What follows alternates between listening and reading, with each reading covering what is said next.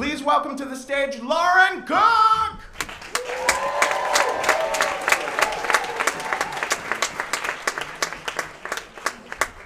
Hello, Bell House. I am so excited to be here, and I'm so nervous to tell you this story. Okay. I'm standing in a CVS aisle reading the back of a Fleet enema box when my grandfather calls. I don't want to be standing in the enema aisle. I've never used an enema before. The thought of it is mildly terrifying, but I was just recently diagnosed with chronic Lyme disease, and urgent constipation is one of the 27 ways that my body is currently breaking down. Not only from the Lyme disease, but also from the treatment of the Lyme disease. It's a real bummer. I need to fix this right away. And the reason I need to fix it right away is that I'm scheduled to take a cross-country road trip tomorrow morning. And it's not a normal road trip. My husband, Kevin mentioned, is comedian Kurt Braunohler, and in an effort to insert absurdity into strangers' lives in order to make the world a better place, he's gonna drive a giant butt across the country. This butt is 15 feet long, it's 1,400 pounds, it's made of plaster and foam and metal, and I'm supposed to ride it. Or the flatbed truck that's carrying it, rather. It's so big that it can't go faster than 65 miles an hour, which means there's not a lot of time for bathroom breaks. So in case you missed that, my situation is that I have to fix my butt in order to ride the butt, or hashtag the love butt, as we called it. And the irony of this situation has not been lost on me, but I am so uncomfortable. I'm not finding anything funny about anything. Kurt suggested I stay home, or at least, get my shit together, no pun intended, and then fly out and meet him in Denver. And that would make sense, because when you're really sick, you stay home. But I feel sick all the time. I went undiagnosed, and to really simplify my symptoms, I felt like shit for 8 years without being diagnosed. And so I've missed out on a lot of fun things, and not going on this trip, the whole entire trip that I've been looking forward to, that sort of feels like letting the sickness win. So that's why I'm here. Urgently looking at pictures on the back of this enema box, wondering if my marriage can withstand my husband pumping a hot water bottle into my ass while I lay in one of two positions. These positions are called the Grundle and the Matterhorn. You can Google that. That's a fact. That's a true thing. And this is the moment that my grandfather calls. I answer because my grandfather never calls. But the call immediately drops, and before I can call him back, my mom calls. And now I'm certain something awful has happened. And so I pick up the phone, but instead she says, "Hi, Laura, I had an adventure yesterday." She doesn't sound exactly like Fargo, but I'm gonna do her voice that way because it makes me happy. "I found a new coffee shop while they were changing the oil in my car. And do you know, for the first time in my life, I spent $5 on a cup of coffee? Do you know? They brew each cup individually. I mean, holy crap! They made me one of the best cups of decaf I ever had." So what you need to know about my mom is that she's very liberal politically, but she lives her life so conservatively. She loves rules, and she loves diets, and she loves saving money, and she's not married, she doesn't date, and her dog just died. So I worry about her having fun. But she knows I worry about her having fun, and so she likes to call and report anytime she has fun. Here in the enema aisle, I'm not in the best place for the report, but she goes on to explain that after the coffee, later that night, she went to her book club, and they were watching a Blackhawk game, and it was just so late, she had to leave at halftime, but it was taking her a long time to get home on the train, and she was worried she was gonna miss the end of the game, and so she said, "I walked past that bar Kincaid's right on Armitage, and I thought, they'd have the game on. And then I said to myself, do I dare?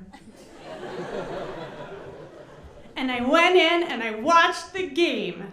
Oh, that's great. That's great, Mom. Is that the whole story? No, I met the bouncer and I made friends with the bartender and I had Estella. We just had a ball. Lori would have been so proud of me. I never do that sort of thing.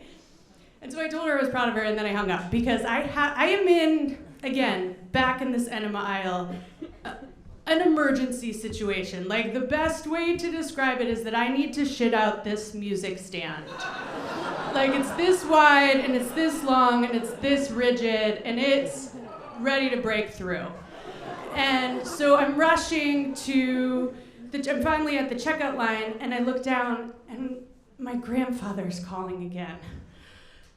What you need to know about my grandparents. My grandfather's 93, my grandmother is 91. They have been married for 72 years. 72, give it up. They are by far the most romantic example of a marriage that I've ever had the pleasure of witnessing. As I was growing up, we would always listen to the Sleepless in Seattle soundtrack. I don't know if you guys remember that, but it was all these big bands, all this old, and my grandfather would ham it up, and he would swing my grandmother around singing that song, "It's so important to make someone happy. Make just one someone." I'm a horrible singer, but it was beautiful. And so obviously I pick up the phone, even in my condition. But again, the service is bad because the enema aisle, it turns out, is really deep in the CVS.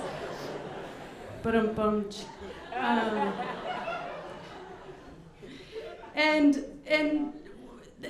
I start running madly, like, to the front of the store. And because what you need to know about my grandfather is he is sunshine in a room, he is contagious joy, but lately he's been really having a tough time because my grandmother has dementia. And just recently she walked into the room and he walked into the room and she didn't know who he was. And worse than that, this is very common with dementia and Alzheimer's, she takes all of her frustration and all of her anger out on the one person who wants nothing more than to take care of her, which is my grandfather. And just recently, the doctors have decided that her mental state is such that she needs to be moved into something called the memory ward. So they live in a wonderful home. They're very lucky to have the care that they can afford. But this meant that even though they could see each other, they would be in the same building, they would no longer live together. And so my whole family knew that this transition that was happening today was a really big deal. And so the fact that he is calling me today, I have to answer this call. And this is how I became a person who sat outside of CVS having a long conversation with her grandfather with a stolen enema in her lap. We chatted for a long time. Eventually, my grandfather kind of explained the heart of the problem. He said that when my grandmother falls asleep, that's the only time that she acts like her old self. Her anger softens, and she curls up next to him and cuddles in the whole night long. And he explained that he didn't want to say goodbye to that because it was all he had left. And we kept talking. We had a really lovely conversation. But when I got off the phone, I felt on several levels that life is beautiful and awful at the same time.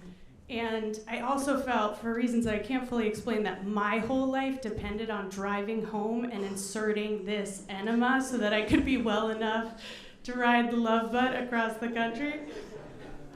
And that's what I did. I went home and I went into battle. Like David with his little sling up against Goliath. It was me and that enema up against the wall of shit that was trying to kill me.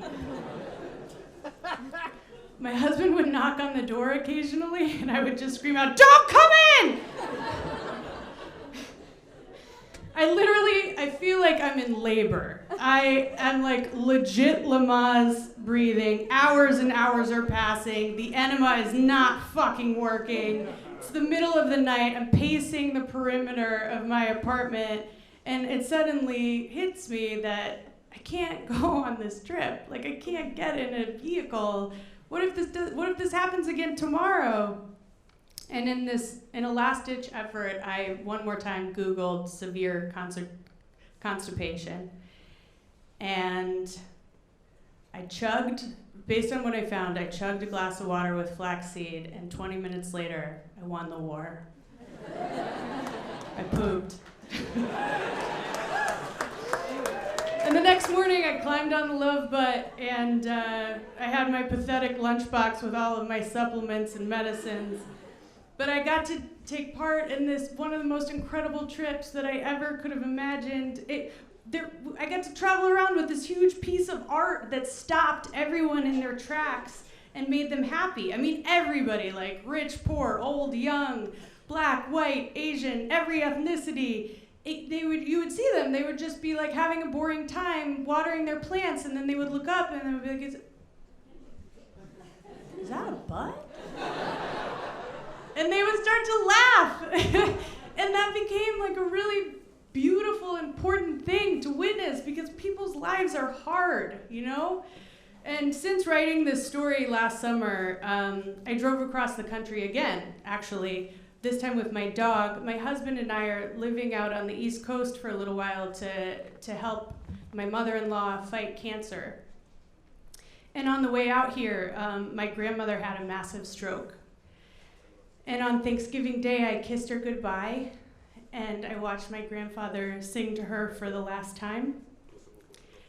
And as trying as this last year has been, I have to tell you that watching them together in those final moments, working to make each other happy, it was very beautiful. Thank you.